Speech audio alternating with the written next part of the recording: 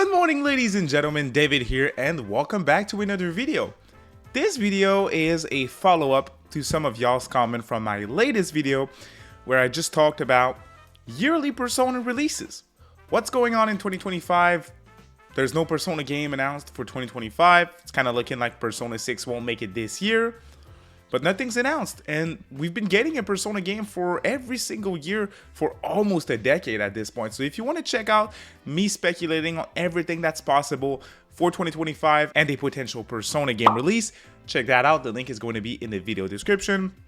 But one of my predictions for a game or two games that could be brought back to modern platform, and that would be our 2025 Persona game release, was a compilation, an HD remastered collection of Persona Q and Persona Q2. The idea came from the fact that these games are fairly niche, a little too good to be that niche too, right? I'm playing Persona Q for the first time ever right now. I'm a little over halfway through the game, working on my review, and it's going to be a long one too. I have a big script for this one. For some reason, I have a lot to say about it, so please look forward to that. But yeah, the games are really good. Persona Q2 released in 2018. So to put it in context, it released a year after the Nintendo Switch on 3DS. So it was really slept on. Not a lot of people played Persona Q2.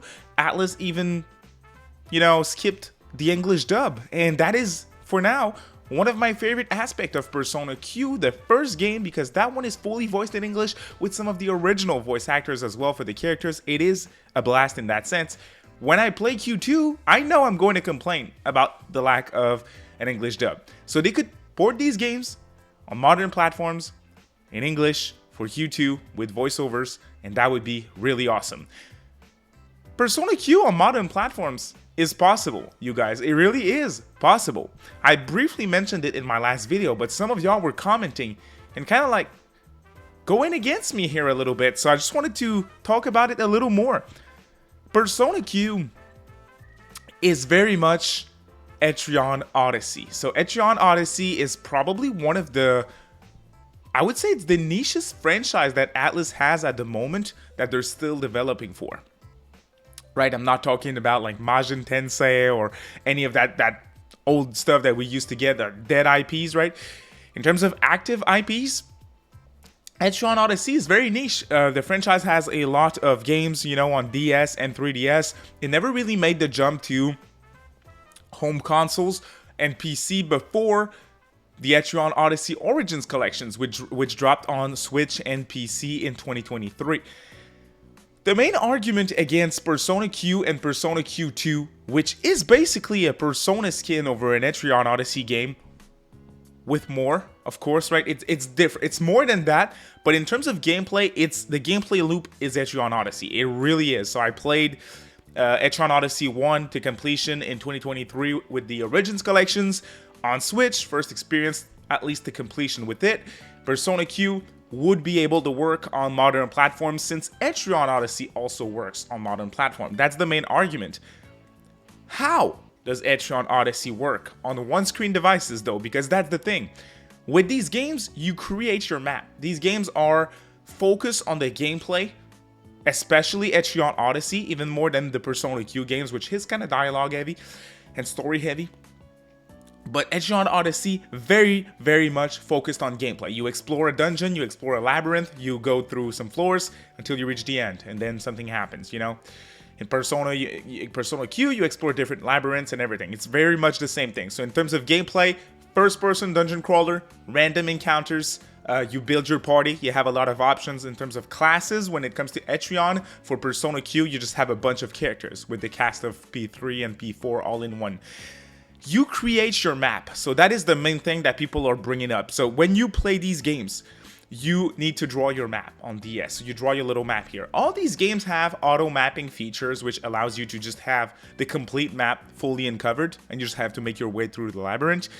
I think that's boring. I think that you exploring the floors yourselves and kind of like discovering every little nook and cranny and where the treasures are, the shortcuts are, avoiding the FOEs, which are like the big major enemies that are roaming around the floors. You need to create your map to be able to go through the labyrinth. And if you don't look at your map, you're not going to be able to efficiently go through the labyrinth. So I'm kind of rambling here a little bit, but the way that they made it work in Etrian Odyssey, and I recorded a little bit of gameplay. Here's my handheld gameplay. I'm gonna have docked gameplay as well here for Etrian Odyssey 1 on Switch, and that's how they could make Persona Q work. You need to have the ability to play with kind of like your main screen, your top screen only when you think about DS, and your little map is added on top of that one screen. That is one way to play in handheld. You also have the ability to play with both screens. So hear me out. What that means is you have on the left corner of your screen your gameplay. So your character moving around in the first person dungeon, you know?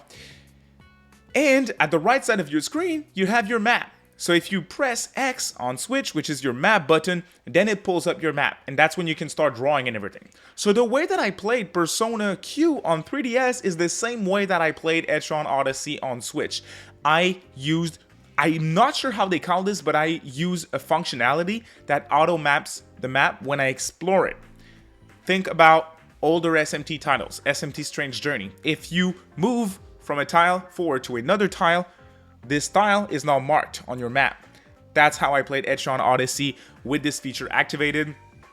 I did not draw the whole thing like you could do on DS and that you can still do here with the collection on Switch.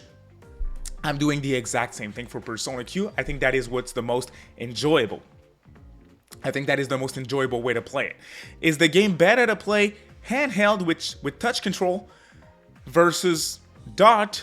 It really is. It really is. And I'll be honest, it's going to be the same thing with Persona Q.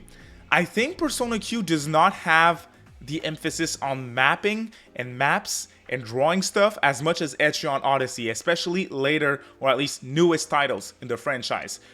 I think Persona Q 1 and 2 HD remasters would work really well even on PlayStation, Xbox, you know, where they don't have a mouse like the Switch 2 apparently, or a touchscreen like the Switch, or even a PC, you know.